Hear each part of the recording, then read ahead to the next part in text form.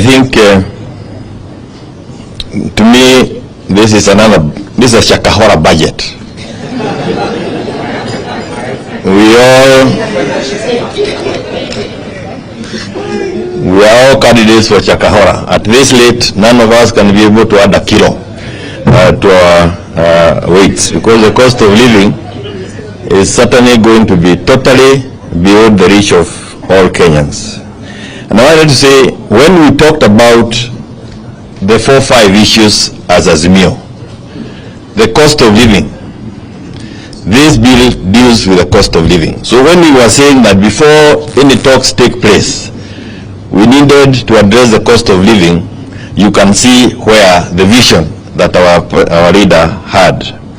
When we talk about the need to protect multi-party democracy, to ensure that parties within Azimio are not swallowed or collapsed, it's because if they are collapsed, then there will not be this voice on behalf of Kenyans. The voice of the voiceless will have been taken away, and they are still at it. And I think it is important that they are told they will not succeed, because in succeeding, they will have killed the voice that speaks on behalf of Kenyans.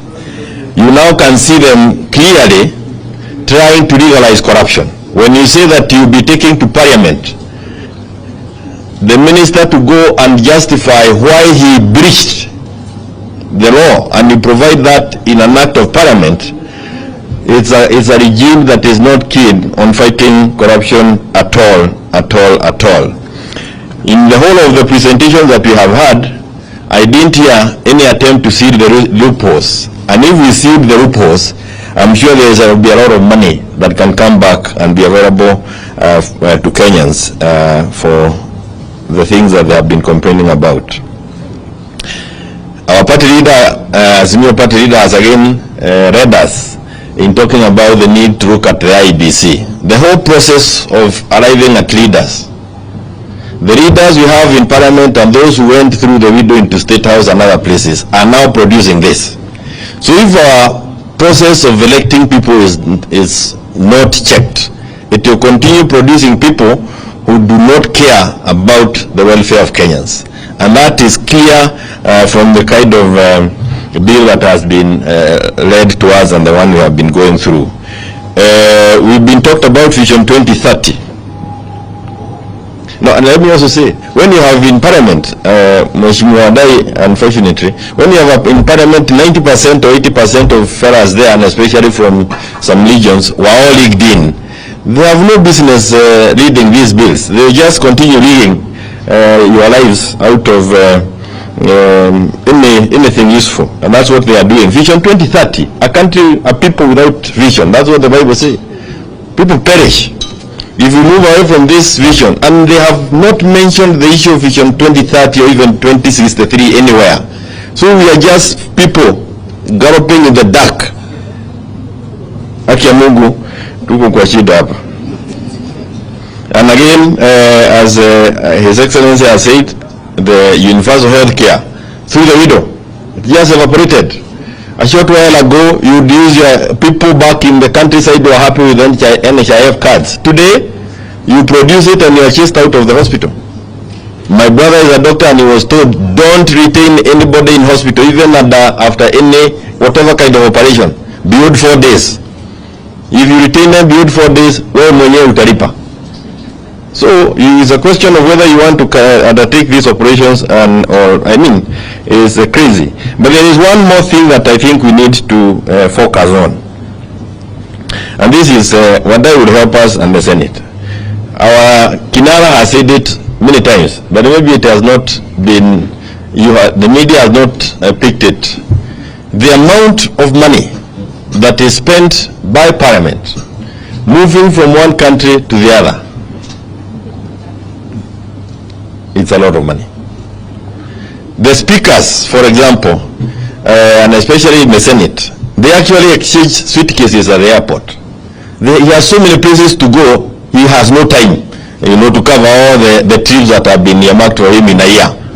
If we cannot focus on this also, I think it's something, 41 billion shillings to Parliament compared to the judiciary at 20-something, 22, or something like that, and the housing at 29, there are areas where these characters can focus on and still achieve some of the things they think need to be achieved. Of course, not housing, without taxing the Kenyans. Taxing the merry-go-round, Mama Boga na wale I don't know whether you understand. Mount Kenya is full of those merry-go-rounds. And merry-go-round, chamas, all those, table banking.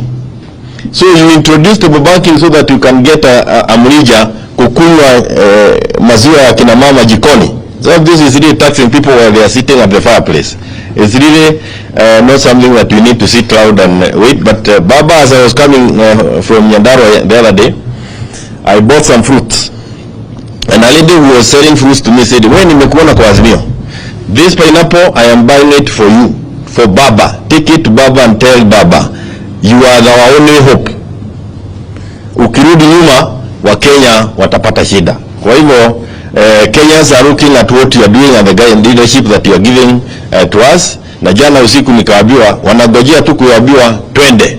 Pali utasema watu waende, hapo ndio watu wataenda. Wame give up kwa hii watu ambao wako hapa. Asante sana. Thank you so much. Before I invite the last two speakers, let me introduce some of us who are in the room. We have the Honorable Peter Orero, who is our host MP, the MP for Kibra. Asante sana Mheshimiwa Orero. We have Mr. Yagwik Ramji, the Deputy Party Leader of Roots Party. Makofi kwake. We have Ambassador Elkana Odembo. I'm sure you all know him. Karibu sana wa balozi. We have Sheikh Juma Ngao and his colleague. Very good, Mashae. Thank you very much. Of course, we have in the house our technical team. They have been joined now by Professor Adams Olo, and the rest of the team. Let me invite Honorable Jakwe to make yes, I'll be inviting, of course, Honorable Paranya to come in later. He's the chairman of the Azimio National Executive Committee. Thank you.